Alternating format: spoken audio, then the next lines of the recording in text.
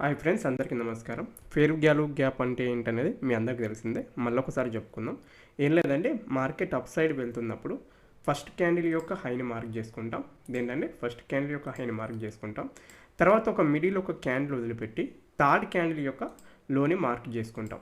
So ఈ మధ్యలో బిట్వీన్లో ఉన్న తేడా ఏదైతే ఉందో, అంటే ఫస్ట్ క్యాండిల్ యొక్క హైని మార్కెట్ అనేది రీటెస్ట్ చేయకుండా, దీన్ని టచ్ చేయకుండా థర్డ్ క్యాండిల్ యొక్క లో మధ్యలో ఉన్న గ్యాప్ ఏదైతే ఉంటుందో ఈ గ్యాప్ని మనం ఏమంటామంటే ఫెయిర్ వాల్యూ గ్యాప్ లేదా ఇన్ఎఫిషియన్సీ అంటాం. ఏమంటాం?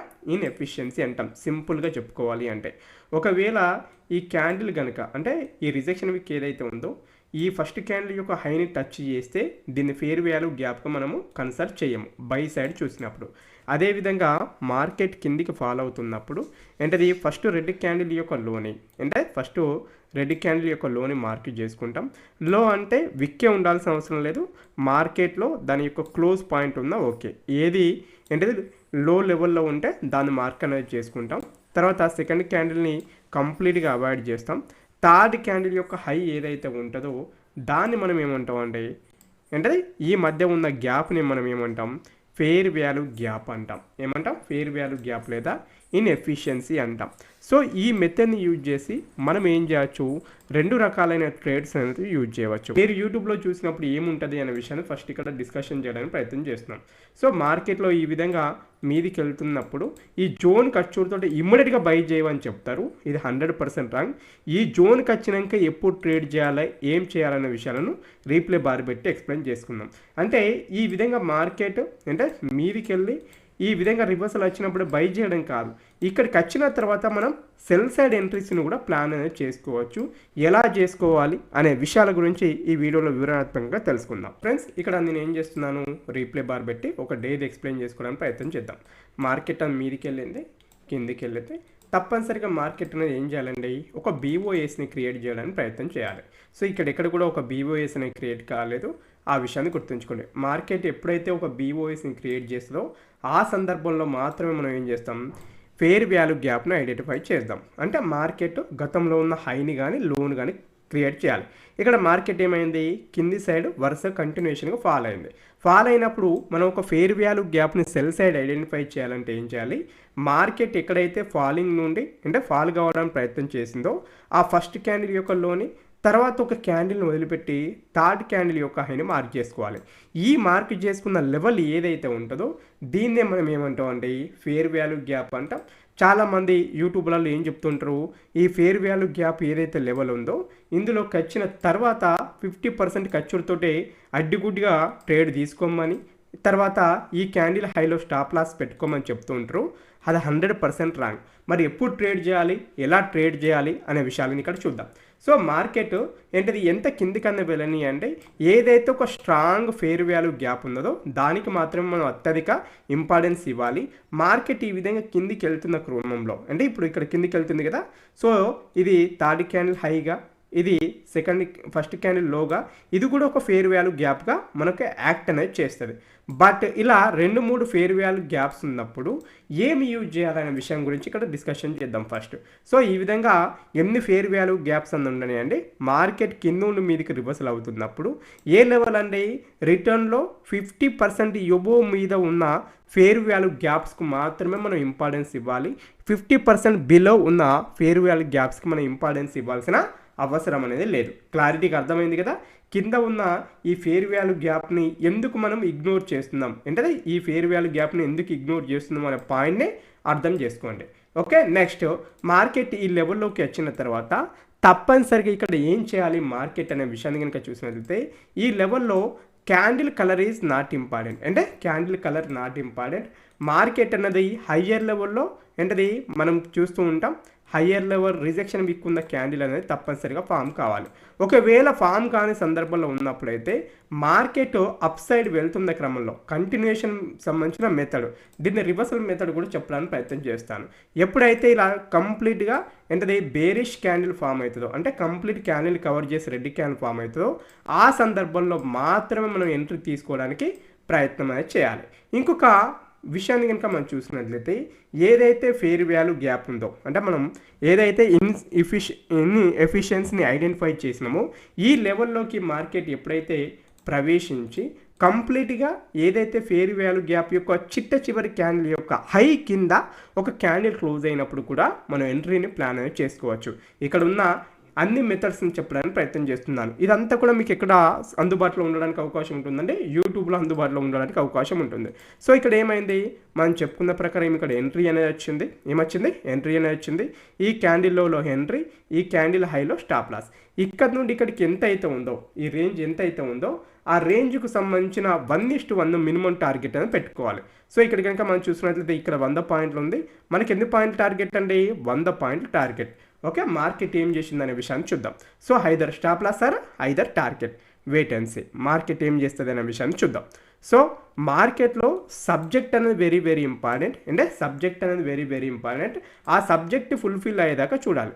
మార్కెట్ ఏం చేసింది, మన 100 పాయింట్ల టార్గెట్ని ఫిల్ చేసింది. ఫిల్ చేస్తున్న క్రమంలో ఇంటర్నల్గా అంటే ఇంటర్నల్ స్ట్రక్చర్ ప్రకారం మార్కెట్ అని ఇక్కడ ఏం చేసిందండి, మీదికి వెళ్ళింది, మీద క్రాస్ చేయలేకపోయింది, హైని ఫామ్ చేయకుండా లోని ఫామ్ చేయడానికి ప్రయత్నం చేసింది. ఇక్కడ అంటే ప్రయత్నం చేసినప్పుడల్లా అంటే మార్కెట్ కంటిన్యూషన్ షార్ప్ ఫాల్ వచ్చినప్పుడు తరలా అంటే అదే లోని ఫామ్ చేస్తున్నప్పుడల్లా అంటే లోయర్ హై లోని ఫామ్ చేస్తున్నప్పుడల్లా మనం దేన్ని ఐడెంటిఫై చేయడానికి ప్రయత్నం చేయాలండి, చివరిగా మార్కెట్ ఎక్కడి నుండి ఫాల్ స్టార్ట్ అయిందో ఆ క్యాండిల్ యొక్క లోని అంటే ఆ క్యాండిల్ యొక్క లోని, అదేవిధంగా మిడిల్ క్యాండిల్ యొక్క లో కాకుండా థర్డ్ క్యాండిల్ యొక్క హైని, ఇది ఏమవుతుంది, ఒక ఫేర్ వాల్యూ గ్యాప్ అవుతుంది. అదేవిధంగా నెక్స్ట్ కనుక మనం చూసినట్లయితే నెక్స్ట్ క్యాండిల్ కూడా ఏం చేసింది, ఈ క్యాండిల్ యొక్క కింద క్లోజ్ చేసింది. అంటే ఇక్కడ ఏంటది, థర్డ్ క్యాండిల్ యొక్క హై, అదేవిధంగా ఫస్ట్ క్యాండిల్ ఏదైతుంది అప్పుడు ఇది అవుతుంది. అంటే ఇది ఒక ఫేర్ వాల్యూ గ్యాప్ అవుతుంది. ఇలా మల్టీ ఫేర్ వాల్యూ గ్యాప్స్ ఉన్నప్పుడు ఏం చేయాలనే విషయాన్ని ఇవ్వరాకని చెప్పుకున్నాను. ఇదొక ఫేర్ వాల్యూ గ్యాప్ జోన్, ఇదొక fair value gap zone. Next ఏమైంది, మార్కెట్ ఇక్కడ కింది సైడ్ క్లోజ్ అనేది చేసింది. ఏం చేసిందంటే కింది సైడ్ క్లోజ్ చేసింది. చేసినప్పుడు ఏం చేశాను, ఫస్ట్ క్యాండిల్ హై, అదేవిధంగా గతంలో ఉన్న ఫస్ట్ క్యాండిల్ యొక్క లో, అంటే ఇక్కడ ఫేర్ వాల్యూ గ్యాప్ అనేది ఫామ్ కాలేదు. ఈ రెండు ఫేర్ వాల్యూ గ్యాప్స్ అనేవి అక్కడ పెండింగ్ అనేవి ఉన్నాయి. ఏమైంది అనే విషయాన్ని చూద్దాం. మార్కెట్ ఈ విధంగా కిందికి వెళ్తున్నప్పుడు నూతనంగా ఎక్కడ ఫామ్ చేసినా అంటే ఎక్కడ ఫామ్ చేసిన ఏంటది, ఫస్ట్ ఇక్కడ నుండి మళ్ళీ డ్రాప్ అనేది స్టార్ట్ అయింది. ఫస్ట్ క్యాండిల్ యొక్క లో, థర్డ్ క్యాండిల్ యొక్క హై, ఇది ఒక ఫేర్ వాల్యూ గ్యాప్. ఇక్కడ ఎన్ని ఫేర్ వాల్యూ గ్యాప్స్ ఉన్నాయి, 3 ఫేర్ వాల్యూ గ్యాప్స్ ఉన్నాయి. ఈ 3 ఫేర్ వాల్యూ గ్యాప్స్ ఉన్నప్పుడు నేను ఏం చెప్పాను, ఇక్కడ ట్రిక్ ఏం చేయాలి, ఏ ఫేర్ వాల్యూ గ్యాప్కి మన ఇంపార్టెన్స్ ఇవ్వాలి అనే విషయాన్ని చెప్పానండి. ఫస్ట్ ఫేర్ వాల్యూ గ్యాప్ యొక్క హై నుండి కంప్లీట్గా మార్కెట్ ఫామ్ చేసిన లోకి, ఒకవేళ బై సైడ్ ఎందుకోండి ఫస్ట్ ఫేర్ వాల్యూ గ్యాప్ యొక్క లో నుండి ఫామ్ చేసిన హై వరకు. అంటే మనం ఏ ఫేర్ వాల్యూ గ్యాప్కి ఇంపార్టెన్స్ ఇవ్వాలని చెప్పాను, 50% మీద ఉన్న ఫేర్ వాల్యూ గ్యాప్స్కి మాత్రమే ఇంపార్టెన్స్ ఇవ్వాలి. 80%లో ఇమ్మీడియట్గా ఉన్న ఈ ఫేర్ వాల్యూ గ్యాప్ని మనం ఏం చేస్తాం, క్యాన్సల్ అనేది చేసుకుంటాం. అంటే 50% మీద ఇక్కడ ఒక ఫేర్ వాల్యూ గ్యాప్ ఉంది, ఇక్కడ ఒక ఫేర్ వాల్యూ గ్యాప్ అవుతాయి. ఈ పాయింట్ని నోట్ చేసుకోండి. సో ఇవరకు మనం చెప్పుకున్న అన్ని ఏంటిది, ఇక్కడ చెప్పుకున్న ఫేర్ వాల్యూ గ్యాప్ ఏంటది అంటే కంటిన్యూషన్ రీటెస్ట్ ఎంట్రీ, అంటే కంటిన్యూషన్ రీటెస్ట్ ఎంట్రీకి సంబంధించిన ఫేర్ వాల్యూ గ్యాప్స్. ఇప్పుడు ఇవి పెండింగ్ ఉంది. ఇక్కడ ఏమవుతుంది అనే విషయాన్ని చూద్దాం. మార్కెట్ ఏం చేస్తుందండి, మీదికి వెళ్ళడానికి ప్రయత్నం చేస్తుంది. సో ఫేర్ వాల్యూ గ్యాప్ జోన్లోకి వచ్చింది. అట్లీస్ట్ ఈ ఫేర్ వాల్యూ గ్యాప్ జోన్లో ఇవరకు చెప్పాను కదా, ఈ జోన్లో మార్కెట్ ఏం చేయాలి, 50% టచ్ చేసి ఏం చేయాలి, హయ్యర్ లెవెల్లో బిఫోర్ ఉన్న క్యాండిల్ కింద క్లోజ్ అయితే మనం సెల్ సైడ్ ఎంట్రీ అనే విషయం చెప్పుకుందాం. ఏం చెప్పుకుందాం, సెల్ సైడ్ ఎంట్రీ అనే విషయం చెప్పుకుందాం. అంటే ఇక్కడికి వచ్చింది, ఈ ఫేర్ వాల్యూ గ్యాప్లో టచ్ అయింది, బిఫోర్ ఉన్న candle maximum bullish bearish angle ఫిన్ ఫామ్ చేసింది.